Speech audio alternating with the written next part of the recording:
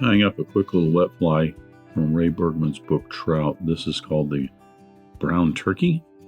You can kind of see where it gets its name. Pretty much all brown. There's brown hackle for the tail, brown floss in the body, another brown hackle for the hackle on there, and just some mottled dark brown turkey on it. Interesting little fly. A couple of interesting techniques in it, but it's a quick fly to tie. That's the brown turkey. I'll get started tying.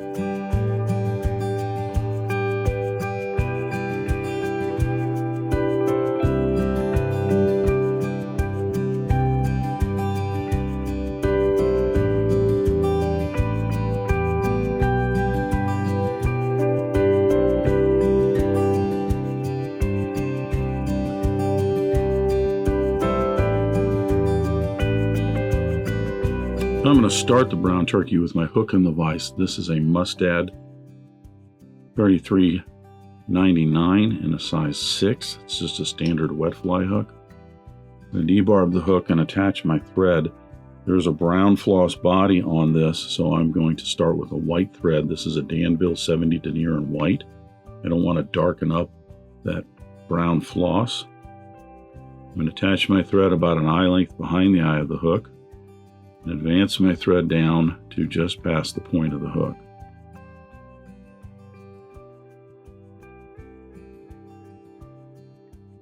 There is no tip on this. There's no rib on this either. There is a tail, and for the tail, it's just some brown hackle, so I'm just using some brown schlappen.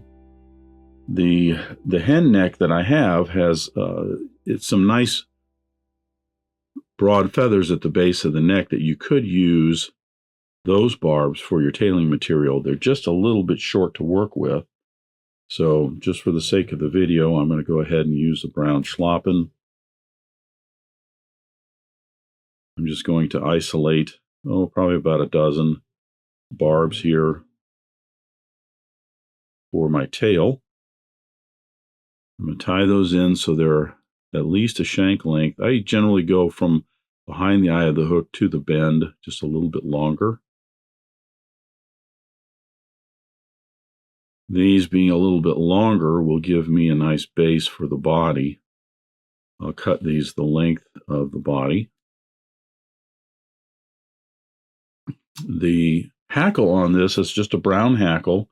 I'm using this is just a hen neck that I have, a nice, not a neck, it's a saddle actually.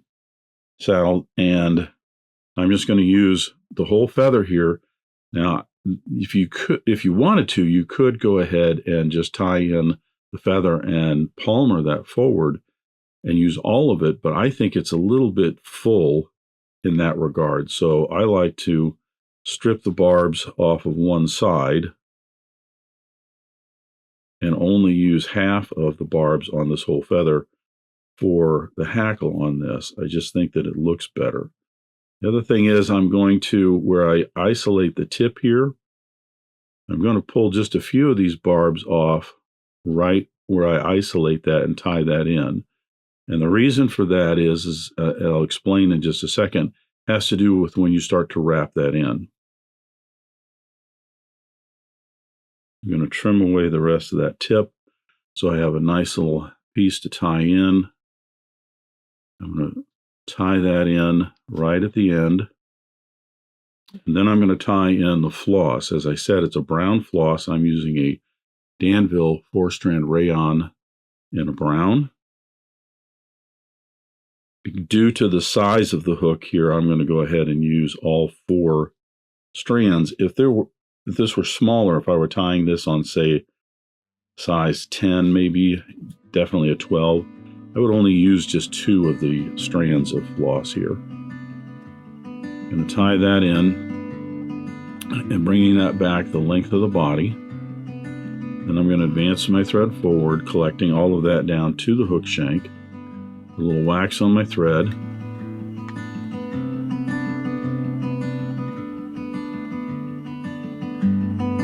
This is just going to collect everything down. It gives me a nice base for the body. And I'll stop with my thread right at the end of the body there. Now I'll go ahead and apply the floss, and then I'll palmer that hackle.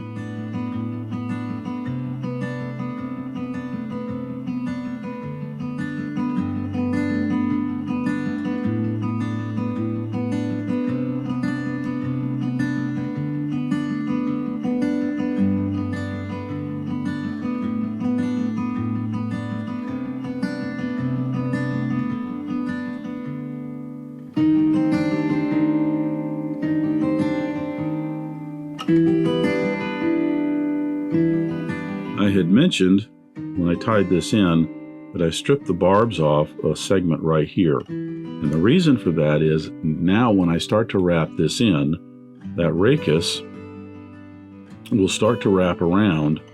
But notice I don't have any barbs trapped in here that are going to come straight out or up at an angle and kind of get confused with that tailing material. I mean, it will anyway, especially when it's in the water. But I get a better wrap on this hackle when it's palmered forward by starting out with taking some of those off. We're going to put 5 wraps in. And whenever I do this type of fly, when I get up to the 6th wrap here, I like to just put in 1 solid wrap, so maybe a 7th wrap, just for a slight collar. I think the fly looks a little fuller and a little bit better that way. I'm going to trim away the excess there, sweeping this back, trim all this down, and now I'm going to attach my black thread. For the finishing thread, I'm using a Danville 70 denier in black.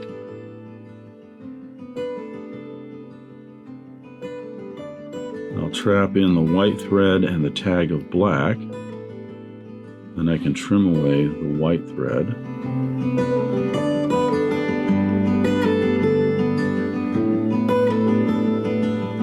Bring my thread all the way back to the end of the head here. And this is where I'm going to tie in the wing. I'm going to moisten my fingers a little bit, and these hackles here I want to sweep them kind of in a downward direction and rearward a little bit. It's not critical, but we just want to make a little bit of room for our wing. And the wing is just some mottled turkey. I got some brown mottled turkey here. I've already cut my slips out for my left and right. So I'll take my right one out, place my left one right on top, matching up the tips there. I'll peel that off.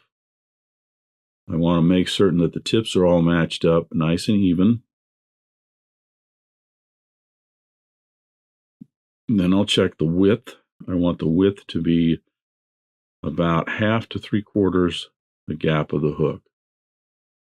That's just a little bit wide. I'm going to take and just peel out a couple of barbs from both of those.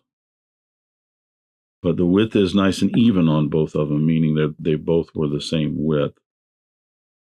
If I had one a little wider than the other, then I could peel that off, which actually I do now. You can see the slip that is on my side, which is the left side, a little bit wider. So I'm going to reach in again with my bodkin and just peel away a couple of those. I'm going to place my wing up here. I want the tip of the wing to go about halfway down the tail. Now, when you're tying these in, the thing that is critical is you're going to do a pinch and loop like this right here. But what's real critical is that you have both your finger and your thumb right tight up against the side of the hook and both sides of that wing, so that when you pull this down, it just slides all of that right down to the hook shank.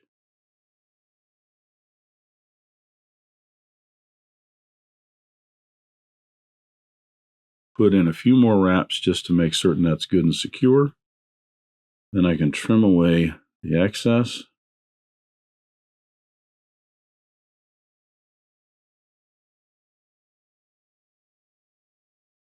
Then I'm going to bring my thread to just behind the eye of the hook and start working rearward, shaping the head and getting all of those butt ends of those turkey barbs tied in.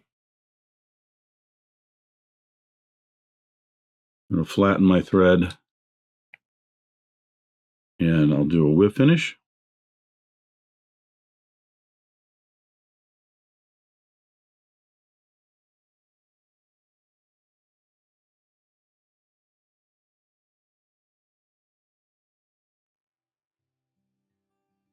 You don't have to flatten your thread when you're doing the whip finish if you don't want to. I do it. It just helps smooth it out a little bit. But I'll be putting 2 coats of a clear lacquer on this as well as a top coat of a black lacquer. So really flattening the thread is not that big of an issue.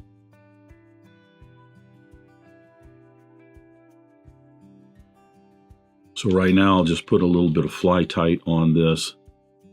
And that is a alcohol-based head cement that will just soak right down into those thread wraps and secure the head of the fly. Then, like I said, I'll come back and put a coat of clear lacquer on there, 2, and then a nice top coat of black lacquer just to smooth it all off. That is the brown turkey. You can see where it gets its name. Just another quick, interesting, fun little wet fly. Thanks for watching today. Thank you for joining me at the Vise today. I hope you learned a new pattern, at least a tip or trick here and there. If you'd like to help Dress Irons, you can like, comment, share, subscribe, all those wonderful things for the video. You can also head out to dressedirons.com where you can buy flies, tools, stickers, and merch, or you can join a growing community over on Locals at the Dressed Irons Fly Tying Guild. You can also donate to Dressed Irons if you want through the link at the bottom of the description. I thank everybody for their ongoing support, as it really does help the creation of these videos. But what's important is to remember, only fly tying. If you're not having fun, you're doing it wrong.